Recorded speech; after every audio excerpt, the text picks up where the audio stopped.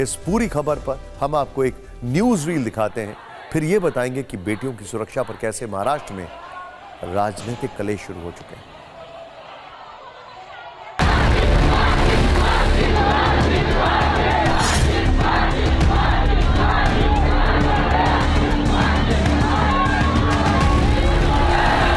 ठाणे के बदलापुर में एक प्राइवेट स्कूल में 2 मासूम बच्चियों के साथ में दुष्कर्म की घटना के बाद में पूरे इलाके में रोष है, लोगों में नाराजगी है। सबसे बड़ी तस्वीर जो है बदलापुर रेलवे स्टेशन की है, जहां पर प्रदर्शनकारी नहीं बल्कि आम लोग भी बड़ी संख्या में इकट्ठा हुए हैं। सामने देखिए यहाँ पर किस तरह की तस्वीर है, बड़ी संख्या में यहाँ पर प्रदर्शनकारी इकट्ठा है और नारेबाजी कर रहे हैं और उनका कहना है कि इस पूरे मामले में जो है ढिलाई बरती गई है।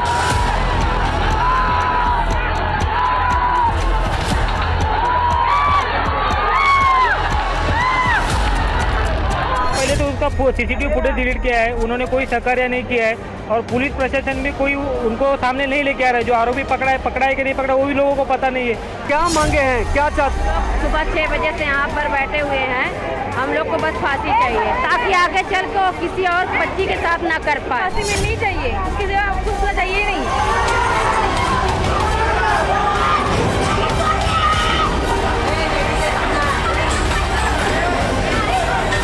फांसी होना चाहिए। अगर उसको फांसी होएगा आंदोलन बंद हो जाएगा। तो ऐसा होएगा तो बच्चे लोग ने पढ़ने का नहीं क्या, औरत लोग ने फांसी होना ही चाहिए। अगर उसको फांसी नहीं होएगा तो हमारे हाथ में दो। बदलापुर की घटना से महाराष्ट्र की राजनीति में उबाल आ गया है। सीएम एकनाथ शिंदे ने भरोसा दिलाया कि केस को फास्ट ट्रैक में भेजा जाएगा, लेकिन पूर्व मुख्यमंत्री उद्धव ठाकरे ने आरोप लगाए हैं कि जिस स्कूल में वारदात हुई वो स्कूल बीजेपी से संबंधित है, इसीलिए ढीली कार्रवाई हो सकती है। डिप्टी सीएम देवेंद्र फडणवीस ने कहा कि केस की जांच वरिष्ठ अधिकारियों को सौंप दी गई है। तो महाराष्ट्र विधानसभा में नेता विपक्ष विजय वाडेटीवार ने आरोपी को 3 महीने के भीतर फांसी की सजा देने की मांग की। महाराष्ट्र सरकार में मंत्री दीपक केसरकर ने कहा कि आरोपी पर पॉक्सो एक्ट में केस दर्ज हो चुका है। तो महाराष्ट्र नवनिर्माण सेना ने अध्यक्ष राज ठाकरे ने सवाल पूछा कि पुलिस को केस दर्ज करने में 12 घंटे क्यों लग गए। यानी ये मामला बढ़ता जा रहा है और खबर यह भी है कि कल कांग्रेस का एक डेलीगेशन बदलापुर जा सकता है। अलकलामा मुंबई में है, वो कुछ महिला सांसदों के साथ बदलापुर का दौरा कर सकती हैं। यानी कल का दिन भी हंगामेदार रहने वाला है।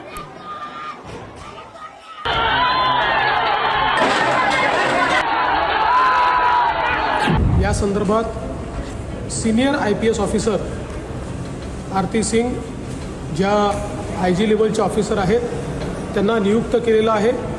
या संदर्भात तात्काळ चार्जशीट दाखल केली जाईल अशा प्रकारचे निर्देश देखील देण्यात आलेले आहेत।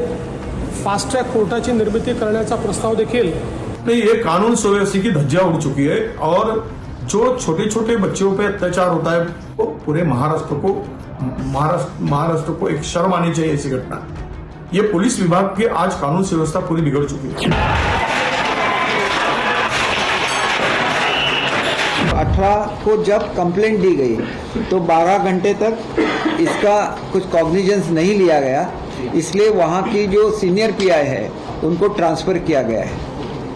ये जो आरोपी है जिसका नाम अक्षय है, ये अक्षय को पुलिस ने अरेस्ट किया है। जिस तरह से महिलाओं पे अत्याचार हो, कोयता गैंग हो, आप देखिए क्राइम इस राज्य में बढ़ता जा रहा है और क्राइम की जिम्मेदारी किसी होम मिनिस्ट्री पे है। तो महाराष्ट्र की होम मिनिस्ट्री और एजुकेशन मिनिस्ट्री दोनों को जवाब देना पड़ेगा। जब जब देवेंद्र जी होम मिनिस्टर होते हैं हमेशा लॉ एंड ऑर्डर का फेलियर।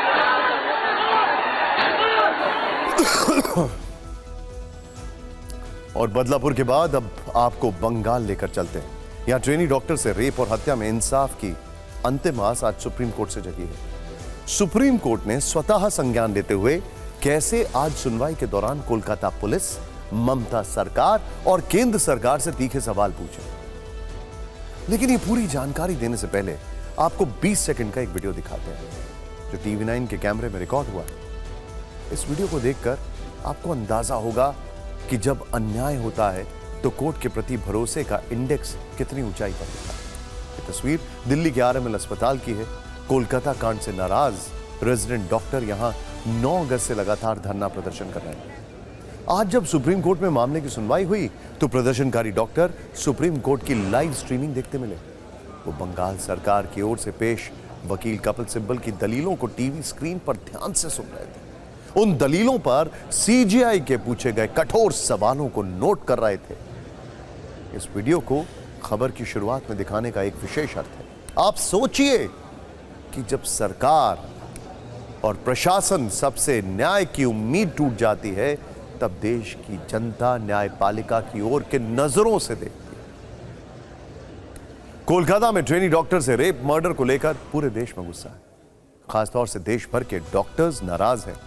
उनके अंदर बढ़ते असंतोष और एक बेटी को न्याय दिलाने के लिए आज सुप्रीम कोर्ट ने मामले पर स्वतः संज्ञान लिया और मेरिट पर केस की सुनवाई करते हुए न सिर्फ बंगाल सरकार, कोलकाता पुलिस, आरजी कर अस्पताल प्रशासन, हर किसी से गंभीर सवाल पूछे, बल्कि कड़ी टिप्पणी के साथ सबको फटकार लगाई। सुप्रीम कोर्ट के मुख्य न्यायाधीश D Y Chandrachud, justice J P Pardiwala और जस्टिस मनोज मिश्रा की बेंच ने सुबह 11 बजे इस मामले की सुनवाई की। ममता सरकार की ओर से कपिल सिब्बल वकील जो है वो कोर्ट में पेश हुए और सॉलिसिटर जनरल तुषार मेहता भी कोर्ट में मौजूद थे। सबसे पहले मुख्य न्यायाधीश ने वारदात पर मार्मिक टिप्पणी करते हुए कहा कि 9 अगस्त की क्रूरता ने अंतरात्मा को झकझोर दिया है। यह केस भयानक है। आरोपी जानवर था। इसके बाद उन्होंने बंगाल पुलिस के रवैये पर सवाल उठाए। कहा कि ट्रेनी डॉक्टर के शव को सौंपने के 3 घंटे बाद एफआईआर दर्ज क्यों की गई? एफआईआर में हत्या की बात स्पष्ट क्यों नहीं थी? क्राइम सीन को कवर क्यों नहीं किया गया? हजारों लोग अस्पताल में घुसे तब पुलिस कहां थी? इसके बाद बंगाल सरकार पर सवालों की फायरिंग हुई। सुप्रीम कोर्ट ने पूछा कि अस्पताल में इतनी बड़ी वारदात के बाद भी सरकार तोड़फोड़ और हिंसा क्यों नहीं रोक पाई? डॉक्टर्स पर सख्ती क्यों की गई? अस्पतालों में सुरक्षा मानक पर्याप्त क्यों नहीं थे? इमरजेंसी वार्ड में हमेशा हिंसा का डर क्यों रहता है? अस्पताल प्रशासन को भी फटकार लगाते हुए कहा कि पीड़ित माता पिता को शव क्यों नहीं दिया गया? जब यह मर्डर था तो पहले खुदकुशी बताने की कोशिश क्यों की गई? आरजी कर अस्पताल के प्रिंसिपल ने सुसाइड बताने की कोशिश क्यों की? सुप्रीम कोर्ट ने डॉक्टर्स की सुरक्षा पर गंभीर चिंता जताई और फैसले भी दिए। सीजीआई ने कहा कि डॉक्टर्स की सुरक्षा राष्ट्रहित का मुद्दा है। बदलाव के लिए एक और विभत्स घटना का इंतजार नहीं कर सकते। सुप्रीम कोर्ट ने डॉक्टर्स की सुरक्षा सुनिश्चित करने के लिए नेशनल टास्क फोर्स का गठन किया है। सुप्रीम कोर्ट ने सीबीआई को निर्देश दिया कि सीबीआई कोर्ट में 22 अगस्त को स्टेटस रिपोर्ट पेश करे। यह भी कहा कि जांच इस समय नाजुक दौर में है, इसीलिए डायरेक्ट रिपोर्ट कोर्ट में दी जाए। सुप्रीम कोर्ट में सुनवाई देर तक चली। हर पक्ष की ओर से लंबी लंबी दलीलें दी गई, लेकिन सबसे मारक सुप्रीम कोर्ट के वो सवाल थे जो ममता सरकार की ओर से पेश वकील कपिल सिब्बल से पूछे गए और कपिल सिब्बल का जवाब भी दिलचस्प रहा। सुनवाई की शुरुआत में ही मुख्य न्यायाधीश ने पूछा कि क्या एफआईआर में कहा गया है कि यह हत्या थी? इस पर कपिल सिब्बल ने कहा कि अप्राकृतिक मौत का मामला तुरंत दर्ज किया गया जो कि एफआईआर में है। इसके बाद मुख्य न्यायाधीश ने पूछा कि देर रात तक कोई एफआईआर दर्ज नहीं हुई थी। कपिल सिब्बल ने सवाल पर कहा कि यह सही नहीं है, 50 एफआईआर दर्ज की गई थी। सीजीआई ने यह भी पूछा कि आरजे कर अस्पताल में घटना के अगले दिन डॉक्टर विरोध कर रहे थे और भीड़ ने अस्पताल पर हमला किया, महत्वपूर्ण सुविधाओं को नुकसान पहुंचाया। कोलकाता पुलिस क्या कर रही थी? इस पर कपिल सिब्बल ने कहा कि सोशल मीडिया पर जो कुछ भी है सब सही नहीं है। मुख्य न्यायाधीश ने यह भी पूछा कि आप प्रिंसिपल के साथ क्या करना चाहते हैं? इस पर कपिल सिब्बल ने कहा कि न्यायालय जो भी करना चाहेगा वो किया जाएगा। सुनवाई के दौरान सीजीआई का गुस्सा भी देखने को मिला। उन्होंने नाम लेते हुए कहा कि मिस्टर सिब्बल, यह बहुत गंभीर मामला है। पश्चिम बंगाल सरकार इतनी बेखबर कैसे हो सकती है? महिला डॉक्टर्स के साथ मारपीट हुई और पुलिस वहां से भाग गई। इसके जवाब में कपिल सिब्बल ने कहा कि अस्पताल के बाहर 150 पुलिसकर्मी मौजूद थे, लेकिन जब 7000 से ज्यादा लोगों ने वहां हमला किया तो और फोर्स की जरूरत थी और जब तक और फोर्स मिलती तब तक घटना हो चुकी थी।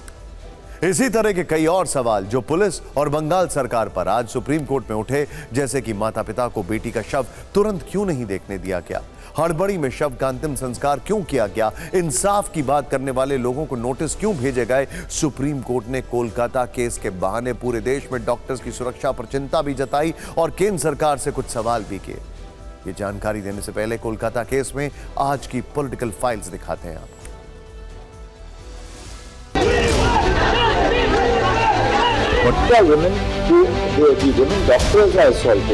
सुप्रीम कोर्ट का सबसे पहला जो क्वेरी थी वो ये थी कि एफआईआर कितने समय पर लॉन्च हुई और उसमें डिले रहा है एफआईआर में, तो स्टेट द्वारा अपना पक्ष रखा गया। नेशनल टास्क फोर्स इन पे विचार करेगी, एक प्रोटोकॉल बनेगा to prevent any other threat. जो आज हुआ है, इस टाइम हुआ है, they can not wait for the same thing कि फिर से ऐसा कुछ हो। आज न्यायालय ने जिस प्रकार केंद्रीय सुरक्षा बलों को उस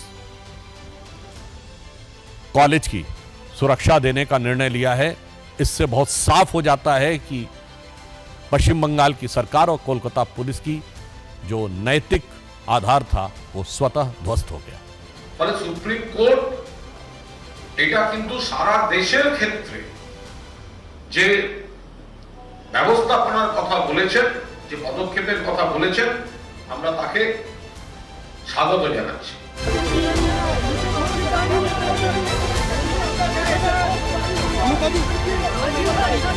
सभ्य समाज में यहाँ का सरकार जिस ढंग से व्यवहार किया है ये बहुत ही चिंताजनक और खतरनाक विषय है। How such a crime could take place when the health department, the police department are all under the chief minister, and the chief minister should give an answer. सियासत अपनी जगह है एक्सक्यूज मी, लेकिन डॉक्टर्स की सुरक्षा पर supreme court द्वारा गठित टास्क फोर्स कैसे काम करेगी। इस टास्क फोर्स में 9 डॉक्टर्स को शामिल किया गया है जो मेडिकल प्रोफेशनल्स की सुरक्षा, वर्किंग कंडीशन और उनकी बेहतरी के उपायों की सिफारिश करेंगे। नेशनल टास्क फोर्स को 13 पॉइंट्स पर अपनी रिपोर्ट देनी होगी। इसमें डॉक्टर्स के अलावा भारत सरकार के कैबिनेट सचिव, भारत सरकार के गृह सचिव, केंद्रीय स्वास्थ्य मंत्रालय के सचिव, नेशनल मेडिकल कमीशन के अध्यक्ष, नेशनल बोर्ड ऑफ एग्जामिनर्स के अध्यक्ष भी शामिल हैं। कोर्ट ने आज केंद्र सरकार से भी डॉक्टर्स की सुरक्षा पर सवाल पूछा। केंद्र से पूछा कि अस्पतालों में सुरक्षा के क्या इंतजाम हैं, क्या प्रवेश द्वार पर चेकिंग की सुविधा है, रेस्ट हाउस की संख्या कितनी है, क्या सुविधाएं दी जा रही हैं, क्या अस्पताल के सभी क्षेत्रों में सीसीटीवी कैमरे लगे हैं, मरीजों की समस्या के समाधान का प्रशिक्षण दिया जाता है या नहीं, क्या अस्पतालों के बाहर पुलिस चौकी है, क्या समस्याओं के समाधान के लिए इंटरनल कमेटी है। टास्क फोर्स बनाना सही है, लेकिन देश भर में बेटियों की सुरक्षा की गारंटी अलग अलग राज्यों की सरकारों को और प्रशासन को भी अपने स्तर पर देनी होगी, क्योंकि बेटियां कहीं भी सुरक्षित नहीं है। थाने के बदलापुर में बच्चियां स्कूल गईं तो वहां यौन शोषण किया गया। कोलकाता के अस्पताल में नाइट ड्यूटी के दौरान लेडी डॉक्टर का रेप हुआ और उसकी हत्या कर दी गई। यूपी के आगरा में एक बेटी स्कूटर से सड़क पर निकली तो उसे बदमाशों ने घेर लिया, छेड़छाड़ की। देहरादून में 16 साल की नाबालिग लड़की से बस में सफर के दौरान गैंगरेप की वारदात हुई। और तहजीब के शहर लखनऊ में कुछ हफ्ते पहले जब एक महिला बारिश में बाइक पर बाहर निकली तो बदमाशों ने उसे बीच सड़क पर रोककर जमीन पर गिरा दिया। अभद्रता की। आप कोई ऐसी जगह बताइए जहां बेटियां सुरक्षित हैं। सच यह है कि बेटियां कहीं भी इस भरोसे के साथ नहीं जाती कि वो महफूज रहेंगी, और जब तक वो सुरक्षित घर नहीं लौट आती तब तक उनके माता पिता भी डरे सहमे रहते हैं। और न जाने कब कोलकाता जैसा कुछ हो जाए, न जाने कब बदलापुर हो जाए। तो इस शो को शुरू करने से पहले मैंने आपसे जो सवाल पूछा था, जवाब आपको पता लग गया होगा। फॉल्ट लाइंस कहां हैं? फॉल्ट लाइंस हमें अपने अंदर ढूंढनी होंगी। सबसे पहले